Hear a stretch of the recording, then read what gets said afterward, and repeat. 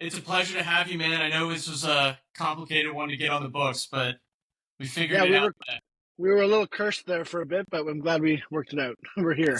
Same here. Same here. So, for those that don't know, if you'd like to give a quick intro and we can get us going. Yeah, I'm Toady Hawk on Farcaster and also on X and most other places, and that's the pseudonym that I've been using since 2021 in this space. But basically, I'm just a creator and a builder. I'm one half of Zero Rights Media, which is basically an on-chain media collective that's trying to figure out if it's possible to have sustainable ways of making media using on-chain tech and sort of throwing away some of the old Web 2 models that don't work very well, in my opinion, for media. So that's one thing that I'm focusing a lot on. And then I also recently created a mini app on Farcaster called BETRMINT that's been becoming more and more popular, and spending a lot of time recently on getting early traction for that. And the whole idea of BETRMINT, I'm sure we'll dig into it more later, but it's just to figure out a fun way of like gamifying the concept of collecting content on chain for people, so that people that want to patronize creators who are making great stuff like yourself, Jeff. And this will be kind of meta because I think this episode is actually going to be featured in a game of BETRMINT. So it just allows people to have that like trigger to go and say, okay, I'm going to go and play this game and support Jeff, and maybe make some extra bonus rewards, etc. That's right. I love it. No, Yeah. I appreciate it. And there's a lot to unpack here. But I think what would be awesome is just getting to understand how you broke into Web3, what inspired you to start being a builder on chain, if as far back as you'd like to go. Yeah. I mean, one thing that I always find interesting to mention is that I actually studied journalism at university, which is interesting only because I never did it as a career. At least I felt like I never used it as a career. It's just what I kind of went into because I was a good writer when I was young, and that's what the teacher said. You should be a journalist. And then you get to college and you realize. You look ahead and you say, this is not even going to be a viable career by the time I graduate. And that ended up being the case. And most of the people that I went to school with at one of the best journalism universities in Canada here, most of the people that I went to school with never ended up practicing journalism as a career. Most of them ended up starting their own businesses like I did, or they went into PR, or they went into government, just because unfortunately, when everybody's a blogger, nobody's a blogger. And you've seen what's happened with the media over the last 15 to 20 years, and it's just not a great career for the faint of heart. I mean, there's some amazing people that do amazing work, like Mazen, for example, who's on Farcaster, and some people doing the Lord's work when it comes to like getting the news to people, but it's just not as glamorous as it once was, that's for sure. But the reason I mention that is because it's kind of interesting, because some of the stuff that I'm doing now in this iteration of what I'm building is kind of journalism adjacent, in the sense that we're, making media about on-chain topics, and educational videos about, how to live on chain, and covering some of the things that are happening in this space. So it's just kind of interesting how things come full circle sometimes. But it took a long time, for about 10, almost 15 years, actually. I had a few different businesses local to where I live. Most of them were related to like go-to-market and marketing consulting, things that I've always been pretty good at. And I had a nice little freelance consultancy for those years. And then I guess when COVID hit, it affected some of my business, like a lot of people. And I started, just going down different rabbit holes. And one of those rabbit holes was the crypto rabbit hole. And as you know, I have a podcast too, and so I talk to a lot of builders like you do. And it seems like COVID was such like a hinge point for so many people in their story about like how they took a different path, or how their paths diverged. And that was true for me too. And I guess I just started learning about Bitcoin. I started learning about Ethereum. Really was enamored by Ethereum, in the sense that you could really build stuff with it. I thought that was really cool, that you could kind of use it. I thought Bitcoin was really awesome, but then to see Ethereum and just be like, okay, you can actually there's like many money Legos. There's composability. It's open source. These are all things that I thought were really interesting. Um, NFTs were a big draw for me. I was kind of in that like cohort of like Top Shot. Played around with that a lot. Um, the sort of NFT summer, I think it was 2021. I kind of get my years mixed up sometimes, but I think it was 2021, with like Pudgy Penguins and all these big NFTs first came out. Kind of got sucked in by all that hype, and then to be honest with you, almost got like I would say almost like burnt out on that because it was so much speculative energy and so little time in that summer.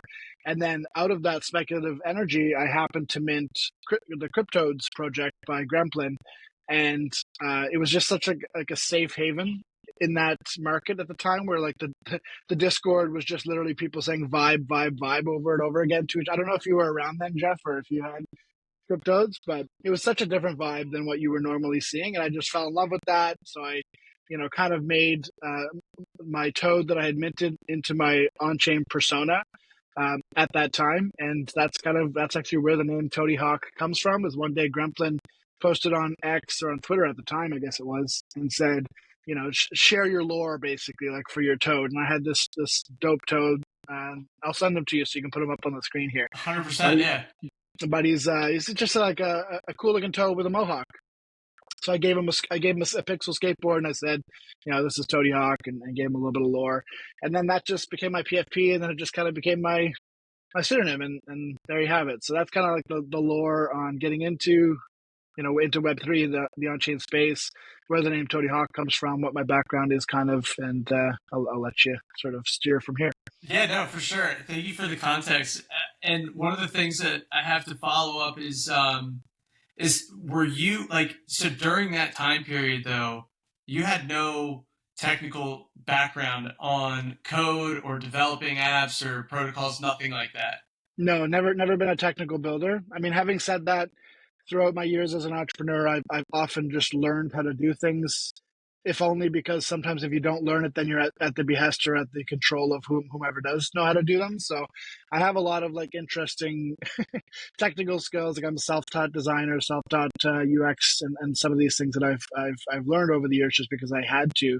But yeah, not technical, not I haven't really done much coding or anything like this. So Yeah, no, but that explains a lot because I was wondering. I'm like, how did Toady Hawk come about? And I wasn't around.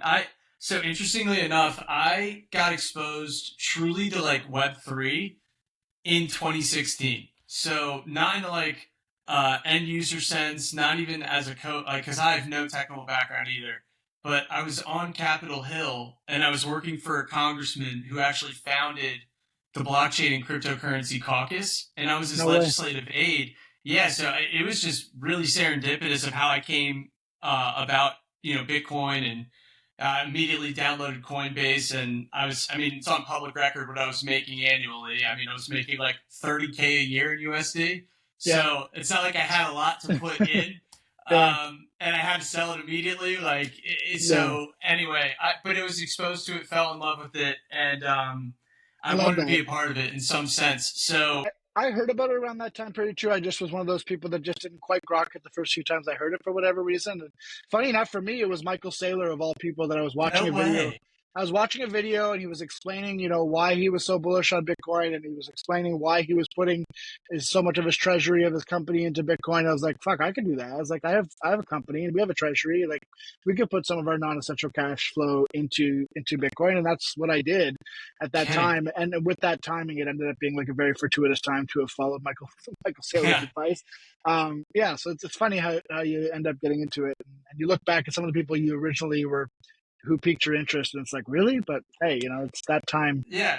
No, and so like just furthering the point though, like I left it. I worked in finance, did like the VC and like bulge bracket firm. While Yeah, being there, I was like, I absolutely hate this. I think this is archaic. I think this is too centralized. The only like I just did there were a lot of things I didn't like, and I just kept thinking about Web3, what decentralization was, how blockchain could operate and improve all of this. And then finally, during COVID, to your point of just having this like transitioning period for a lot of people, I was like, you know what? I'm 30, don't have a mortgage, don't have kids, not yet, but this is my time to take the jump.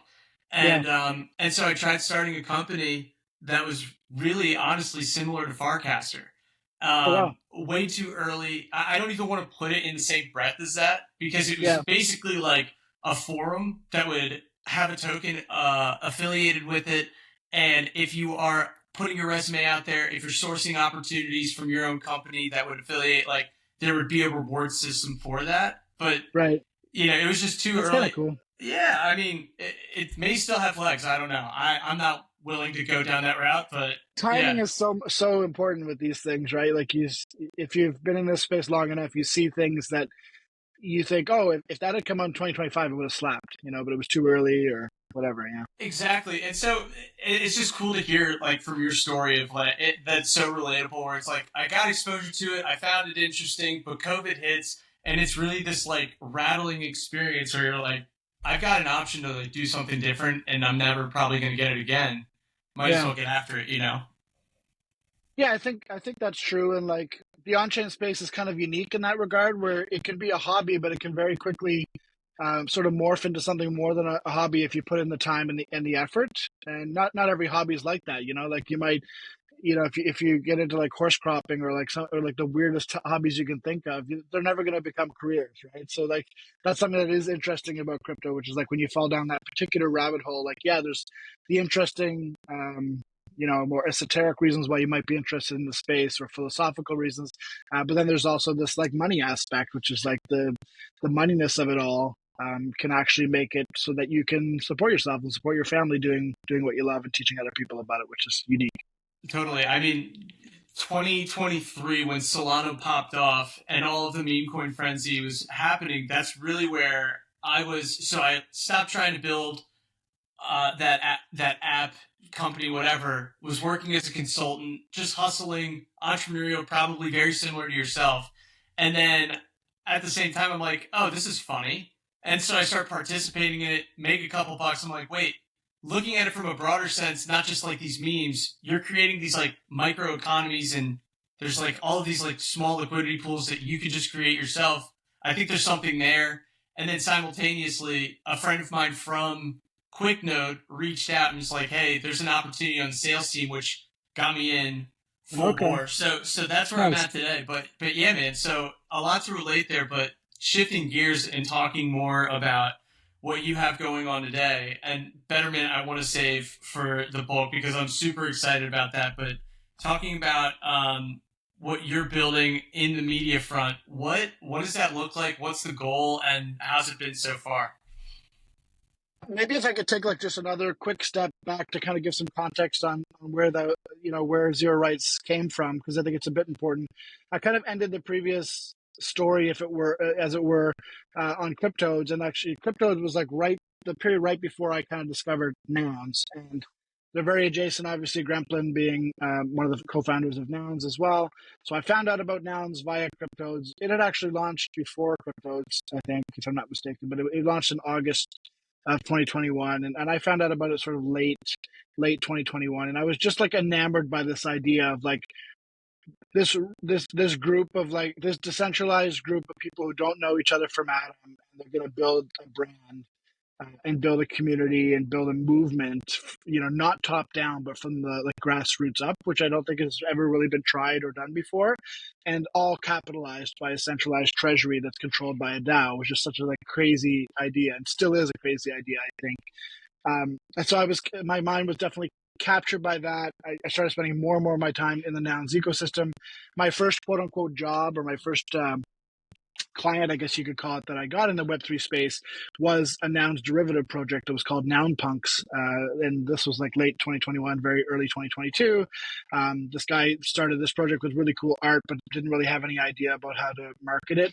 Um, like the way I discovered it actually was I saw a Twitter post where they're like, we're launching tomorrow a 10K PFP, project based on nouns and punks, and they had like 35 followers or something on Twitter, and I ended up reaching out to the guy and being like, dude, like the art is really cool, but you can't launch a 10K PFP project tomorrow with 34 followers. Like you're going to get 34 less mints. Like nobody knows who you are. And so I kind of like begged him to reconsider launching, and he didn't listen to me and launched anyway. And of course, as you would expect, it didn't mint out for some time. And then he ended up reaching out back to me. He was like, okay, you were right. Like I was just working on those like a baby for so long, and I just wanted to get them out the birth canal. But you were right. I should have waited. Can you help me? And so he just said, like, I can't pay you anything, but if you help me and they end up minting out, then I'll make it worth your while. So that was kind of my first foray into like helping out builders in this space. Is I just like volunteered to be the community manager for lack of a better term for this Noun Punks project, and we ended up getting it minted out a couple weeks later. And I ended up working for that project for 3 or 4 months, just sort of helping them helping them build it. And as I was doing that, I got more and more ingrained in the Nouns community because at that time, Seneca, one of the founders of Nouns, was starting his project Prop House, which is a really cool experiment in like different ways of funding builders or microfunding for builders. And he wanted to do a collaboration with a bunch of different Nounish projects like NounPunk, so I worked with him on that. I did some Twitter Spaces as a result of that. Seneca really liked how I was doing hosting the Twitter Spaces and ended up asking me to come and do Twitter Spaces on a weekly basis for Prop House. So here I was, kind of like stumbling my way into doing this kind of media work that I hadn't done since I graduated from college, which was many, many years before. So it's kind of interesting how that just kind of happened, I guess. And so I ended up eventually leaving NounPunk's project and was working primarily full time for Prop House for a little bit, not full time, but I was doing spaces for Prop House and like looking for other opportunities. And then some friends and I decided to launch a community project called the Noun Square in the summer of 2022. And I don't know, were you around at the time of Nouns at that time, Nope. Jeff? Because it was a really interesting time, and if you weren't there, it's hard to describe. But like Nouns just had this like crazy and palpable energy at that time, and the community was so large, and there were so many Nounish extension projects. So it wasn't just Nouns; it was like Noun Punks and all these different projects that were building interesting things that were kind of Nouns adjacent. And so we started out. The Noun Square was literally just an idea. Like, what if we did a Twitter space every single day for the Nouns auction, and just brought people up to speed on what was happening in the community? Did a quick celebration of the new noun and called it a day. And that ended up being really popular, and it ended up becoming, like, in my opinion, like a central point of community building for the Nouns, for Nouns DAO for the next 2 years, essentially. We ended up doing a space every single day for 1,000 days in a row without missing Jeez, how a single day. flips, man. Which, I mean, it's not. I wouldn't recommend it to anybody. It's not No. not a sane thing to do. But yeah, we were funded by Nouns to be a community organization to sort of be that sort of touch point, that daily touch point that people could come and find out what was happening in the immediate Nouns community and the broader Nouns community. As How part do of you that, come up with content every single day for 1,000? That's nuts.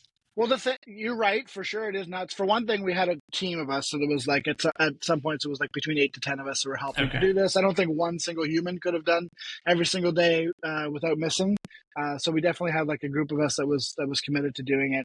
And like as far as content goes, like that's a nice thing. That's actually one of the best things about the Nouns experiment is this idea of like one thing every day forever. Like that was such a crazy idea at the time, because all the NFT projects in 2021 were all about like how many of these can we print and sell all at once? Like how can we sell people 10,000 versions of this dog, or 10,000 versions of this lion, or whatever the case may be? Not throwing any shade, that's just how it was.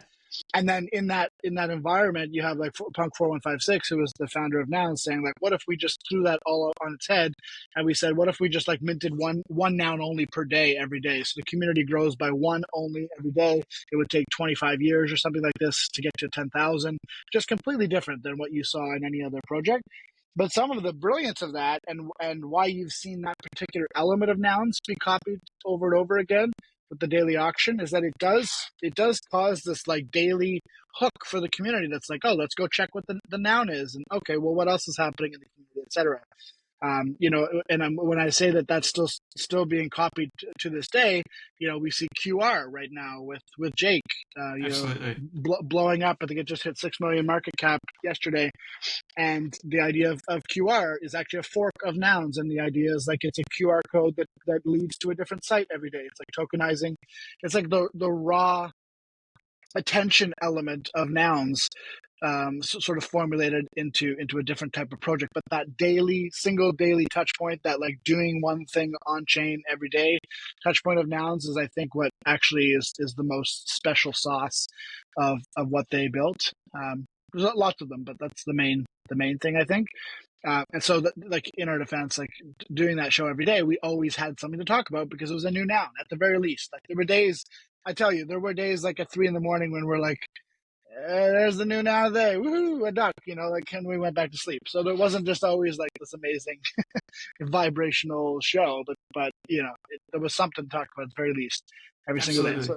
So that's how I stumbled my way into doing media, to be honest with you. Before that, all of my work maybe was like communication based or like media based, but definitely more on the side of like go to market, branding, logos, and these types of things for companies, and not in the crypto space at all. So yeah, I guess I just found out that I had a knack for doing this kind of media hosting, and people seemed to like tuning in, and so we kept doing it. And then also as a result of the popularity of that show, we started doing more video content as well, because that's kind of where the meta was shifting, and people were tuning less into Twitter Spaces and looking more for like video streams and live streams, video podcasts like what you're doing.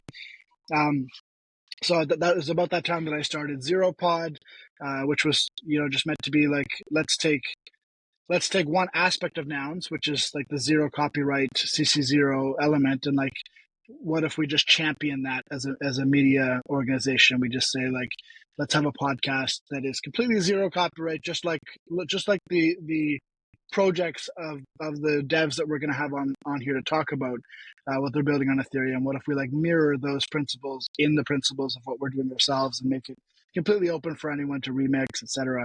And so that's where Zero Pod came from. We started doing Jack Wilds was working with us at that point already, and we started doing educational videos about different elements of on-chain life, about like the broader Ethereum ecosystem, and other like what I would say like Ethereum adjacent or nouns adjacent ecosystems like Base and Optimism.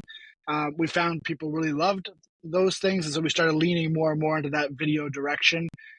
And then eventually that culminated in January of this year, when we basically rebranded the Noun Square from like being a fully nouns focused community hub to being like a zero copyright media org, very lean media org that's just basically concentrating on Zero Pod, our main podcast, Must Clank, which is a podcast that my co-creator Jack Wilds has about the Clanker ecosystem, and then just other videos about the Ethereum ecosystem. That kind of brings us up to present on what we're trying to do with Zero Rights Media. So Zero Rights Media is kind of like, you could think of it as the grandson or the descendant of the seed that was planted with the Noun Square With originally. nouns. Yeah, That's so and also now, fascinating, and thanks yeah, for the education here. And forgive the ignorance. I'm new. I mean, new no, in the it's sense that like I got on Farcaster a couple months ago. I think I've been there for a total of 2 months. So nice. I was like, prior to this, I told you, like, did my stint on Capitol Hill, tried starting a company, not really knowing what I was doing. I knew I wanted to build it on Ethereum just because that's where everyone built. But then after that period, there was like a lull where I was like a central exchange type of person. Like, I just had my stuff on Coinbase or Kraken, whatever, but Yeah. I wasn't like involved. And then that happened in 2023 with the meme frenzy. That's when I was just only introduced to Solana, and that's it. And then a friend of mine that worked at Phantom Foundation, Fantom, not the wallet, introduced me, and start like now Sonic introduced me to the entire world of Web3, at least tried to, and then actually was the one that introduced me to Farcaster. But I'm still trying to put the pieces together. So, for example, like Nouns, I've obviously seen it around, but not knowing full context of what that was until really getting the rundown just now. So, Yeah. hearing about this, hearing about like what you're doing makes so much more sense. And there's just this is the point, is there's so much being built in this ecosystem of just Web3 as an entity that it's really difficult to keep up with everything, Oh yeah, and so it's actually impossible, and you're better off to just admit that to yourself. Like you can't be everything to everyone. You can't focus on every ecosystem. You can't catch every airdrop, and if you try, you're gonna drive yourself nuts. You know? absolutely. And I think the way that I've kind of shaped out, and it's so cool, like you've hitched, like you've made your lane where it's like we're focused on Ethereum developers, we're focused on like all of the things that you just described is what I'm trying to encompass with this podcast. Is just like, I love Farcaster. I'm an early adopter of Farcaster. I'm still, my FID is like still in the millions, but like I still consider myself new to the space, where it's like I can build something here. And I love all of the people that I've been introduced to that are building, especially things like Betterment. I think there are so many cool protocols, apps, and the way that founders are building is so unique, coming from that like traditional VC background, seeing like the idea be implemented, nothing built, ask for funding, then build. I think Hmm. what Farcaster's doing is flipping it on its head of saying, I'm resourceful, I'm bootstrapping, I'm going to build an MVP that's functioning, and there's an entire audience ready to use it in real time. Infrastructure, Nanar and Farcaster have me covered, so it's really low cost to just ship something. And Yeah. for me, I'm like, I want to support that, I want to build around that, and I want to bring people that are building like that onto a show to give them a spotlight. Yeah, well, when we talked about like the moneyness aspect of on-chain technology, that's kind of what I mean is like sometimes people poo-poo the money side of it being like, oh, we're here for the tech or whatever else, but like money is part of the tech, and that's kind of the point is that you can do something like what you just described, like building an app, and you can build a token into it, and given the right regulatory clarity, you can bootstrap it in a way that you couldn't do, without the tech being there. So I think that's an exciting part of the way it all works. Absolutely. And I think even so, just, shamelessly segueing into Betterment and everything that's going on there, it's like, this is why I love Farcaster. And I feel like I can't say it enough. The reason why I love Farcaster is the community that it's somehow like, it's crazy. It's an anomaly of how, like, I love the, like, analogy of, like, it's just Christian rap.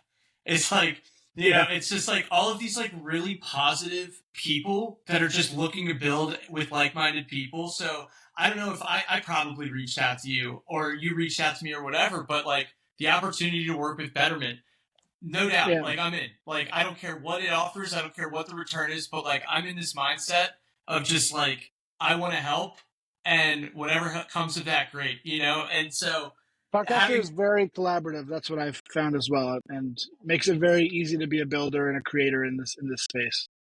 For sure. And just going to like the experience of working with you with Betterment, and then we can, talk about more of like what's being developed there and what's under the hood. But for me, like I was literally just like, yeah, I'm open to it. What's the deal? And then seeing it in real time. So it's one thing to explain it, but then to actually be a content creator and be on the receiving end of it, being like a part of that entire process, it's so exciting. Not even for the like payout aspect of it, but I think for me, it's like you're getting engagement. So for like for the smaller channels and content creators that are out there, it's the best platform, right? Because yeah, you get the payout if it works successfully, and that's all thanks to you and the platform you've Hmm. built.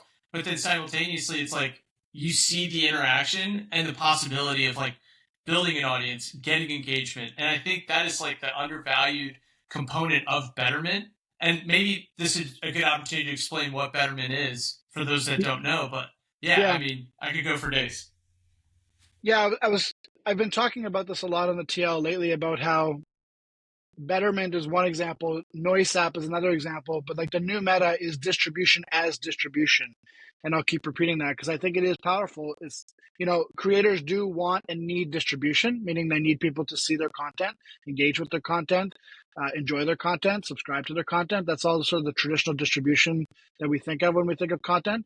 But with tokens, you can actually literally distribute to people. You can take a token that you might have that relates to your project or you as a creator or a Zora coin that you minted or a clanker that you claim.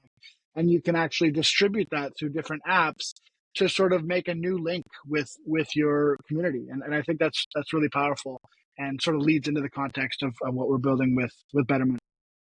Right, absolutely. And I think maybe what would be helpful, Toady, is sharing just like a little bit of the process of what the app is, what the like how it operates from the starting point till the end. Maybe if content creators get a hold of this show and for the first time are hearing about Betterment.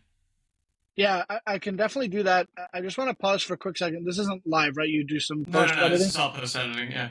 I just noticed that somehow Riverside turned off my mic at some point when we were chatting, and so you've been getting my AirPods feed, and I don't know how good that is. Is it coming out in clear for you, Oh or yeah, you're good. So when do you? I've actually had it in the past where like there will be a pause, mic drops, other ones picked up, and Yeah, then when I'm going through editing, it picks up both track. They call them tracks. So you're yeah. you're good.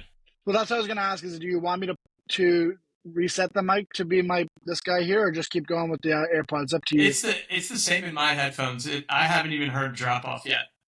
Okay. All right, So we'll I just think keep we're on going. good. But yeah, yeah. So But this is just for show. yeah. Well, I hope it's okay. I hope the sound's not too bad. But I'm sure it'll be uh, fine. amazing. Yeah. So Betterment, I guess you could think of Betterment as a gamification of incentivizing mints or incentivizing the idea of supporting on-chain creators. And so if you're familiar, you may or may not be familiar if you're watching this with protocols like Boost.xyz or Layer 3. They're kind of like questing protocols that make it so that you can give people little benefits, little airdrops, little bonuses for collecting your on-chain content. And so those are really cool, and we took a lot of inspiration from what they've built and what we learned from like Adam Levy, for example, from Blueprint. I was in one of his cohorts. It's an amazing content accelerator. If you're a content creator, you should definitely look into applying to the next one.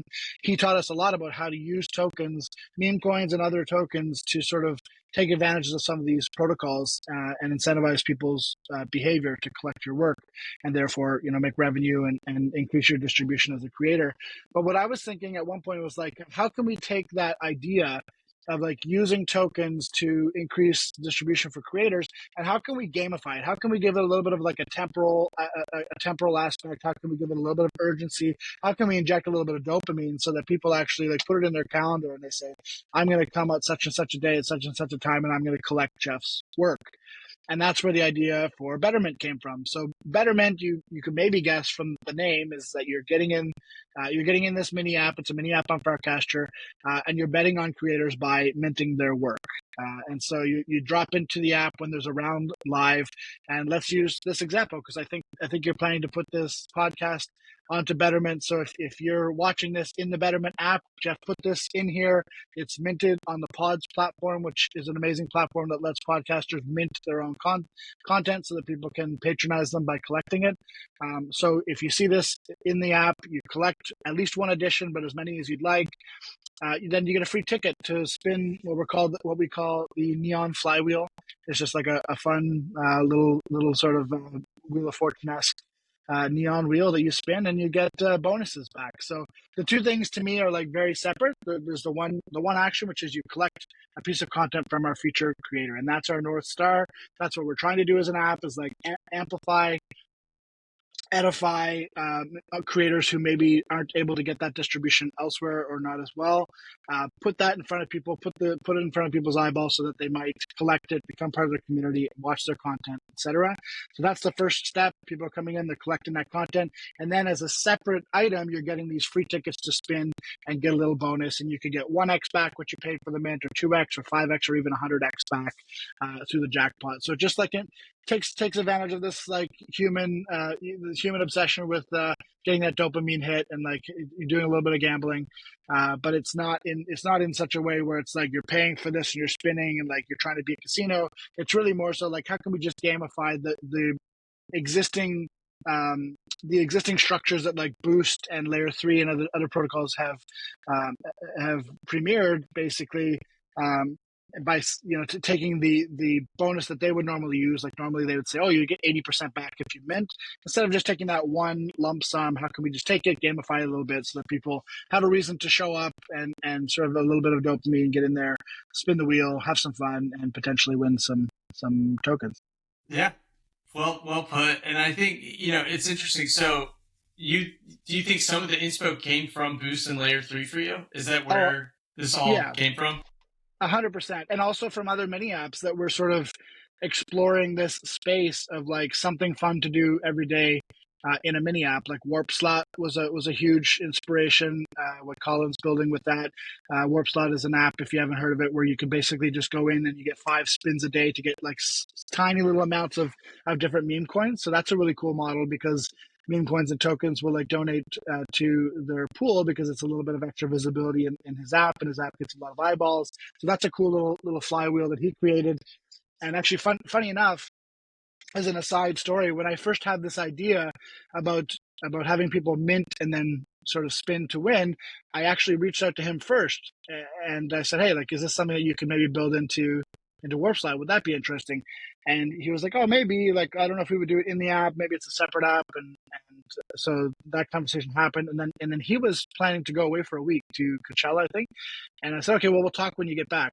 And then when he left town, I started chatting with NetNose, who's a friend of mine from the Yellow Collective, which is a Nouns fork on base that I founded last year in the service of artists and creators.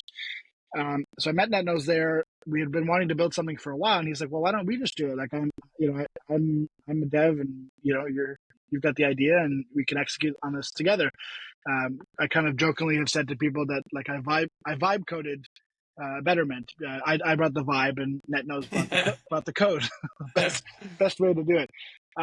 So then we just started sort of working on it, and by the time a week had passed, we basically had an app already running, and so already ready to launch. And so I ended up reaching out back to Colin. I'm like, hey, I still want to chat because we set a time to chat. I was like, I really want to see how we can collaborate and whatnot. But I decided then to just building it, and I think that was the right way to do it because I think honestly our concept would have sullied up the simplicity of the warp slot game. Like that's one of the beautiful things about warp slot and why it's so popular is you go in, you spin, you leave, You're gone. and it's kind of like it's very clean. And so I think there's room for all sorts of different mini apps. But that was kind of an interesting chapter of the development of Betterment. And something I've often done, which is like have an idea and just let's give it away. And sometimes you're just like, hey, that idea is really good. You should just actually build it. That Yeah. no, absolutely. And I think so. Questions I have following up here is, what does the path look like for Betterment? Are you satisfied with how the product is today, how it functions, and do you think that this is more of No. just like how are we going to scale it from a marketing standpoint, or are there other iterations, are there other concepts that you're thinking about of maybe implementing? It's interesting because the blocker is not marketing on this, which it often is for apps and these types of projects. I think like we're kind of at almost like max attention when it comes to like getting the amount of people to play because we run this round once every other day basically. So it's running Monday, Wednesday, and Friday at 3 p.m. EST, and we put around $1,500 worth of tokens into a prize pool. And then basically it's essentially first come first serve when you come in and spin and claim the prize pool. And the prizes have been going so fast that we can almost not keep up. Like we run these rounds and they originally ran when we first started like 40 minutes and then it was 20 minutes and then all of a sudden it was 10 minutes. And we have this thing called the Better Believers tier, which allows people who hold a certain amount of the token that we launched as a companion to this app, which is $better BETR. If you hold 50 million of those tokens, you get Five early zero? access. Is it 50 or 15? 50, sorry, yeah, Okay. 50, Yep. 50 million, which is like a 150 or $160 worth of the token. If you hold that, then you get an early notification that the game has gone live. We never wanted to token gate the app because we wanted it to be accessible to as many people as possible. But we thought it'd be nice to give a little perk to people who have been supporting the app by holding the coin. And so we made this tier called Better Believers with, just a group chat for alpha, and you get this 10-minute notification. But then we got to a point like 10 days ago where the games were going so fast that it didn't even go to public. So we did one with Los Fomos about 10 days ago, and before the notification even went out for the public, it was gone. All the prizes were gone. We're like, okay. Matt Knows and I looked at that and we're like, okay, we need to consider what we do here. And so we ended up talking to the people in that group chat, the people who were most benefiting from that head start. We were like, look, we need to do something here because if new people aren't able to play, then we just can't grow this community, and it's just kind of a circle jerk, and that's not fun for anybody. So we ended up instituting a 10 spin limit during that head start to try to extend the game a little bit. And even having done that about 7 days ago, the rounds are still ending in like 12 or 13 minutes. So they're only lasting like 3 minutes of public. And so all that to say, we don't have a demand problem. There's lots of people who Right. want to come and spin. What our real problem actually is the real blocker is just getting enough tokens to be able to do the games. Now we did think ahead on this when we launched our token, which we did via the Clanker site, and we were one of the first to take advantage of their vault, their vault and dev pre-buy features, which allowed us to basically earmark 50% of the entire supply of the token for airdrops and community and prizes in the app. And you had a successful airdrop. May I shamelessly plug? That was awesome. We did Yeah. do a small airdrop, which we had promised to do in the original tokenomics. That was about 2 weeks ago now, and we just basically selected 400 people who are super active on Firecaster mini apps or on OG, Firecaster native communities, and we got those lists from those individual devs and communities, and put together sort of a super list of 400 people who had been really avidly supporting and actively supporting these apps and communities. And we gave them, we gave them an airdrop. I think when we airdropped, it was like $20 worth of better, And and now now it's it's for like 60, right? now it's 60 as of today. I mean, we don't concentrate on the price, but sometimes it can be an indicator of, But that's a significant amount of dough that is airdropped to somebody that's just not even potentially using Betterment yet. yeah, exactly. Like that specific one wasn't for Betterment users. We do have other airdrops coming up because, like I said, we did reserve a good portion of the supply for this type of community distribution, and future airdrops will be based on use of the app. So we're tracking something called Better Karma, which just gives people a little bit of leaderboard to competition, which is always fun, and they can earn better karma by spinning the wheel during games, winning, sharing it with their friends, and also a multiplier for holding the token. So in the future, there's opportunities for people to be airdropped, and I think that's the way tokens should be used. It's like we're able to essentially create money out of thin air, which is a crazy thing to be able to do in this day and age, and you can use it to literally like distribute it to the people who deserve it for supporting the project that you're working on, and that's kind of like the magic of this whole thing. And that's what we've been trying to do with the way we set up the tokenomics for Betterment. But all that to say that we do have some of that uh, some of that allocation that we're able to use for prizes in the app, which gives us a certain amount of runway to be able to run a certain number of these games. But we don't want better to be the prize for every single one of these rounds. We want to be able to be a simultaneous curator of both on-chain content and on-chain tokens. And in order to do that, we need on-chain tokens as well to be willing to participate with us and contribute tokens towards the pool to be able to make for these hype rounds, get more eyeballs on their token, get more micro distribution for their token, which is actually really bullish for these projects. And that's something that I learned from Adam Levy, actually going back to that Blueprint cohort that I was in. He talked about how he had negotiated a sponsorship for his own podcast, Mint, which is an amazing podcast and one of the first truly on-chain podcasts that anyone had done. Is he negotiated this deal with Bonsai, I think it was, which is a meme coin from the Lens ecosystem. And he said, look, like you give me the X amount of Bonsai tokens from your community fund, and I will promise you that I will never sell them. And all I'm going to do is I'm going to throw them into Boost. I'm going to throw them into Layer 3, and I'm going to use them to reward people that mint my content. And you're going to increase the distribution of your community by X-fold. And they're all going to be interested in what you're doing, and they're going to come check out Bonsai. And he was one of the people that kind of pioneered this idea of like a new non-traditional model of sponsorship that kind of is win-win-win for all the different parties. Again, inspiration for what we're doing with Betterment. But a lot of these token projects, like if they're smart, they know that like those tokens that you may have reserved for yourself at the start of your project, and hopefully you did, because that's one of the main reasons to launch a token is to be able to have those tokens to use and distribute, and you can still do a fair launch, but then have these tokens to reward your community.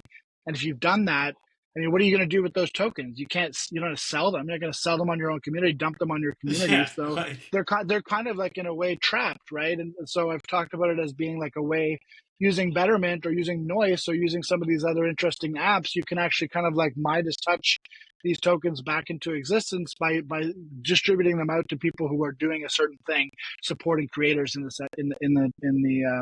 the example of Betterment. And so we found some token projects that have been amazing, that have understood that. Like I want to shout out Apex from Vale. Met with him for the first time in person at FarCon earlier this year, and I was there with Rachel Wilkins, who's an on-chain creator, has a podcast called The Good News Is. And we were chatting at one of the base events, and she said, "Hey, why don't we take the next 7 episodes of The Good News Is, which are launching on pods, and we'll premiere them all on Betterment every Monday for the next 7 weeks. And you take Vale from your community fund and you sponsor it, and it's like win-win-win." And to his credit, Apex immediately was like, "Yeah, let's do it. Like, I've got these tokens." He was using them, as many token projects do, to incentivize LP, for example, on Aerodrome, and lots of ways on the DeFi side that people use to incentivize the growth of the community. But Apex was smart enough to see that, like, you do want to incentivize, the DeFi side of things, but you also want to incentivize the education side of things and the eyeball side of things, and get people to be introduced to your token in a fun and interesting way. That's like equally important. And so, he was one of the first to sort of say, here's, $10,000 worth of Veil tokens, go nuts. And we've been lucky to work with him over the last 6 weeks. And then even better, just because of the nature of tokens in this space, it is a double-edged sword, but in this case it worked out because Veil has been pumping lately. And so I think we got an extra 3 or 4 weeks that we can do free of charge, more or less, to Awesome. continue to to help Rachel. I think Rachel has made, since we started, I don't want to say the wrong thing, but I can find out and let you know, but I think she's made more than $1,500 in rewards for her podcast, which No, she's gone on the record as saying, like, she used to have a podcast that was in the top 100 for her category on Spotify and never made a dime for it the entire time.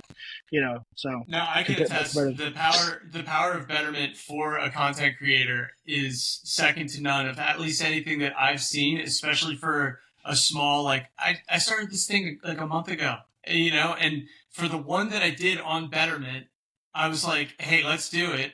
I didn't expect anything, just because, like, on Pods, granted, it's an amazing platform, and I've made a couple of bucks off of the podcast that I put out, but Betterment immediately, and I think, for that short stint, I held the record of the fastest sell-off, and not that I had anything to do with it, but I mean, I'm sure you did too. But I made $300 off of it, man. And I'm like, that's real money for an episode that, to my point, though, is encouraging for content creators, not just for the $300, but more importantly, like, you're seeing the engagement, you're getting new eyeballs. And I think that's the, like, true power of Betterment, is for content creators that are coming up. If you're able to get on, like, I beg you to be on Betterment as much as I possibly can. And one of the things and then one of the things that it has me considering, that I've always gone back and forth with, and we could talk about this offline, but having a community token, right? Mm-hmm. That incentivizes a community to participate, but in an effective manner, like finding people that would want to come on this podcast, finding startups like Betterment or Bracky or Ponder or any of these that are on Farcaster that should get a spotlight, like rewarding them in that sense, or just being a participant and going off the leaderboard, whatever the case. But, like, I think those are the types of things that we're going to start trending towards in Farcaster, and then even more broadly all throughout Web3.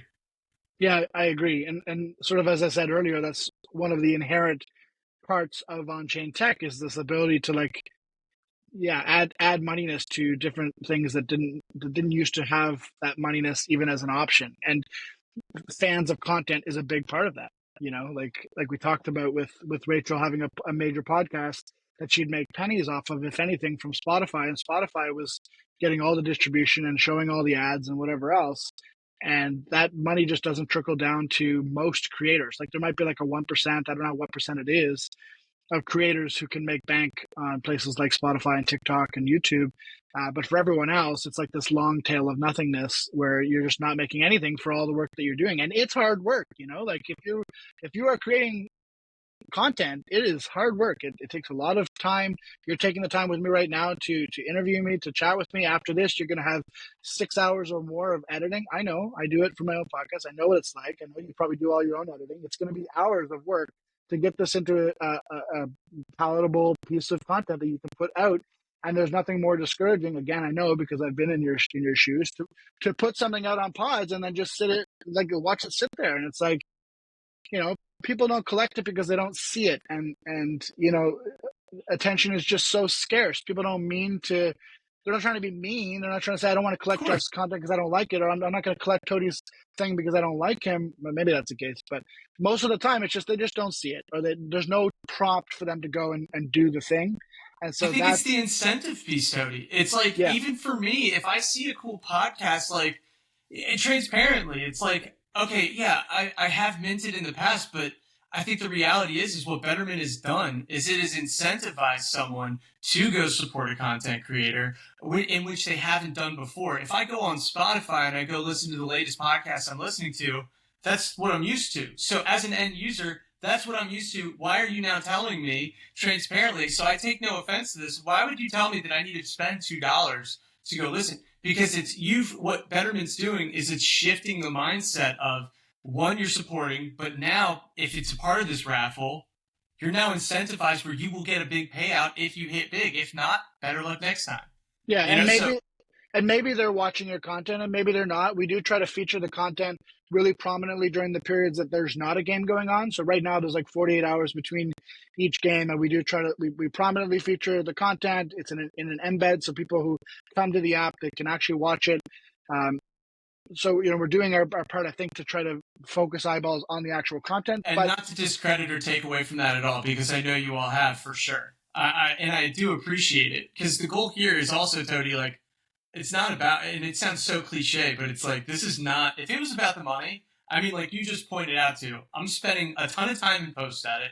I'm spending a ton of time, like, gathering thoughts and preparing for the interview. All of those things, like all content creators are doing. But I think the one thing that's so special is the fact that, like, you're trying, like, what I'm trying to do with Startup Radar is, like, I just want founders or people that are looking to start something to listen to people like yourself that had the unconventional route. There's a little that I hope that they get the little takeaways from Toady, which are, it was an unconventional route. I was a journalist major. Like, I started as a consultant, as a grinder, and as an entrepreneur. I taught myself how to code. Like, even if it is quote unquote vibe coding, I still know how to do front end stuff. I had to go on Spaces. Like, you took all of the elements of your experience and applied it to what you're doing today. So it's like, hearing that, those are the pieces that I want the community to take away from and, like, be able to do it themselves. You know what I mean? Yeah, and you can say money doesn't matter, but at the end of the day, you can't pay your mortgage, you can't pay your rent and exposure, and you can't pay in good vibes either. And so if we want people to actually create meaningful art and meaningful content in our space, then we do have to figure out ways for creators to get paid.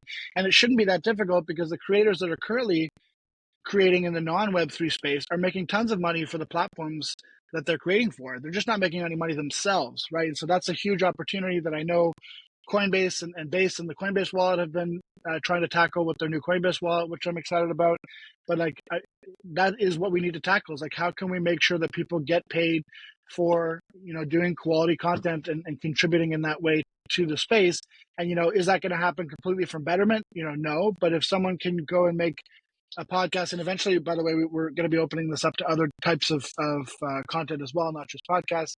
But if you're creating something and you're making money for it because it was featured on Betterment, and then you're casting about it and you're getting on the rewards leaderboard for Farcaster, you're making $25 from that, and you're getting tipped with noise, and there's just all these different ways that you're being rewarded for your contributions to the network. Maybe at a certain point in time, you're able to look and say, okay, I don't have to go and do this shift at Wendy's anymore. I can actually put my full effort into this, make it better, do more of it, and that's the kind of flywheel that we have to try to keep spinning.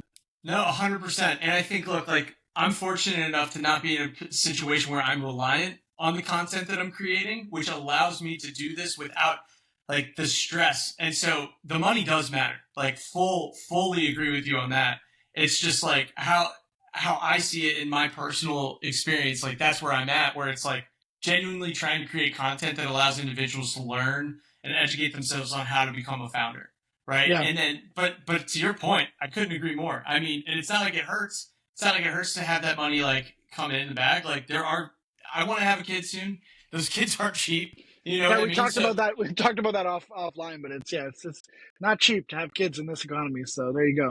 Exactly. So, like, there's total motivation there. But I think the most important thing that you all are doing that I am so excited about is democratizing that access, where it's so centralized within these major institutions like the YouTube, the Spotify, et cetera, where you can't even, like, you're making pennies. Like, for Rachel, who you were referring to make pennies and have a top 100, that's insanity, right? And so I think there's a huge opportunity here for Betterment. And so you just alluded to it, which was going to be my next question, is what are you going to be doing to expand? And it sounds like it's not just podcasts that you're going to be offering, but there's other pieces of art, other, pieces of content that you're going to be supporting as well? Yeah, so we built in why we started with podcasts is sort of a twofold answer. For the MVP of this thing, which it still is MVP, we've only been doing this for just over a month. And for the MVP, why we decided to build it with the Pods contracts is because Pods uses an old Zora contract actually that is very straightforward. Where if someone mints and it costs them $1, then 30% of that goes directly to the creator, and it's very very cut and dry. And so it's very easy to build a rewards mechanism in that way. Whereas some of the other attention mechanisms like coins and these types of things, they are really cool, new, interesting ways of gaining distribution, but they're not as cut and dry when it comes to like $1 spent equals this many cents into the pocket of the creator. So that's why we started with Pods, and also just because the Pods team is so goated. Like, look, Lucas is They're awesome. We amazing. we Dan dealt is with them. I mean, amazing. yeah, they're fantastic for They're sure. so good, so supportive. They really want to see creators win, and so it was just an obvious thing to build it that way. Also, I have a podcast, Zero Pod, so it kind of makes sense too to be able to dog food your own product. So if we didn't have a feature, creator to feature, we could feature this podcast. And also my co-creator at Zero Rights, Jack Wilds, has a podcast about the Clanker ecosystem, which is really cool, called Must Clank. And so those are just two options that we have to sort of fill the content if we needed to do so. Now that hasn't been a problem because people have been pretty psyched about being featured in Betterment, but that was part of the reason why we did that too. So yeah, to answer your question, we are looking at expanding it to. I want to support all kinds of artists. I want to support animators and musicians and all these different types of creative people that make make Farcaster, make base, make this ecosystem such a more colorful place.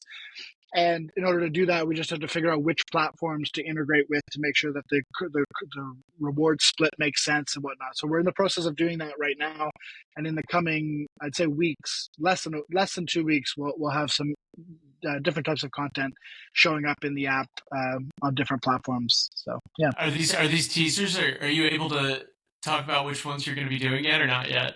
Well, I can't, only because we actually still are trying to figure out which platforms are the best ones to use. So I actually can't name it'll be on this platform. All I can say is that we're looking at the platforms and trying to figure out which one is the best one to use, so that whatever creator we feature is going to get max creator reward for the mints. Because that's what makes it work. If we run this and the creator's only making 10 cents on the dollar, it just doesn't really work. So Good for you. That's really cool. So you said how long is it going to take until you said 2 weeks, yeah, more or less? we're shipping pretty fast. I'm probably honestly being overly cautious on that. We'll definitely have something in the next like less than 2 weeks for sure. Yeah. Yeah. And one So you'll thing, see. I know we're coming up on the hour, but one thing that I really have been focused on talking to founders, hearing their story is like the theme that I've been focusing on a bunch is figuring out the resources needed. And like, did you have to go raise money, even if it was a small seed from like a friends and family to get Betterment launched? Or was it all just being resourceful, figuring out the things that you had around you within Farcaster and Nanar, and even like getting a dev to help build the product out? Like, was it Yeah, all? I think I'm probably answering the question, but yeah, it was fully bootstrapped in the sense that we didn't take any funding or anything like this or any grants to build this. We just said, let's see if this is a good idea, because sometimes you think it's a good idea on paper and then you put it out in the world and people are like, not for me. So we just didn't we didn't know what to expect. So NetNose and I, luckily, we've been friends for a couple of years now.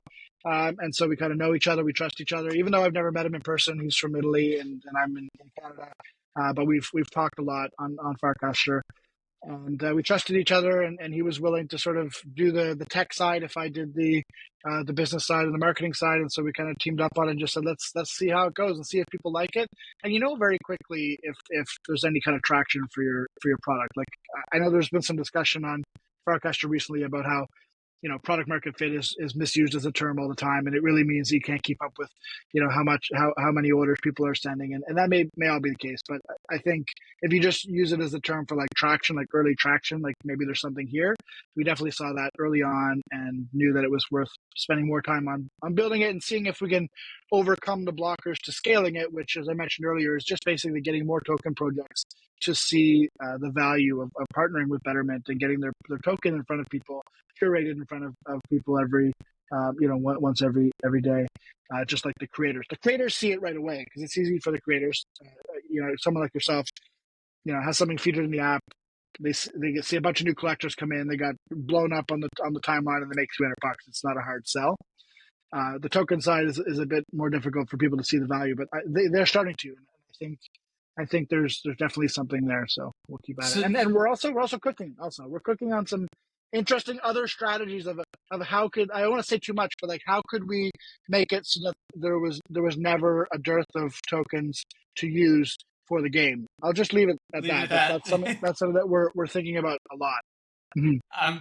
I think I'm picking up what you're putting down, but I think that's awesome. And did you think, one of the last questions, because again, I want to be respectful for your time. I know you got kid duty as well, but uh, did you anticipate having this type of success this quickly with Betterment? Uh, no. I guess the answer is no. Like Yeah, I had no idea. It's the first mini app that I've ever created. I haven't tried to do it before. As we mentioned earlier in the interview, I'm not a technical builder, not even really a vibe coder. When I say vibe coding, I'm literally just making a joke because it's NetNose who's done all of the tech work on this. I did sort of the UI design, UX design, a lot of this stuff, which has also been a learning curve. But he did all of the tech work on this, and I just had no idea what the demand was going to be. Sometimes you just put things out in the world and you don't know if people are going to find them fun or if they're going to find them confusing or if they're going to find them whatever. So yeah, I've been definitely overwhelmingly happy with how the reception has been.